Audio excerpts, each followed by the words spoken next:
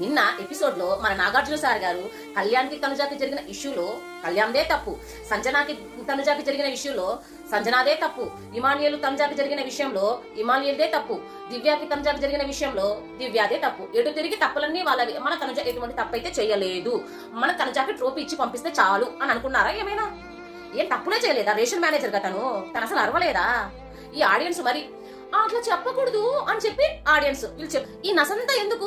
ఊకి కప్పించి పంపిస్తే అయిపోతుంది కదా. నెగిటివిటీస్ అన్ని బయటపడకుండా పాజిటివ్ ఒకటే పెట్టి ఎపిసోడ్ లోను లైవ్ లోను తనుజాకు సంబంధించి నెగిటివ్ వేయకోకుండా పాజిటివ్ గా అంతా పెట్టి తనుజాకి కప్పించి పంపిస్తే అయిపోతుంది కదా. నిన్న రాము విషయంలో కూడా లాస్ట్ వీక్ జరిగిన ఇష్యూ ఏదైతే రాముకి తనుజాకి ఇట్లా అని వెళ్ళిపోవడం అది ఇష్యూ ఏదైతే ఉందో తను ఎక్కడ నెగిటివ్ అయిపోయిందేమో అని చెప్పి నిన్న ఒక మెమో క్రియేట్ చేసి లాస్ట్ వీక్ తనుజా చెప్పినప్పుడు నాకు అర్థం కాలేదు, ఇప్పుడు అర్థమైంది అని చెప్పి నాగార్జున సార్ చెప్తున్నాడు. మరి పాజిటివ్ చేయడానికి అదేదో ఎపిసోడ్ లోను లైవ్ లోను నెగిటివ్ వేయకుండా అయిపోతుంది కదా. కరెక్టా కదా నేను చెప్పింది?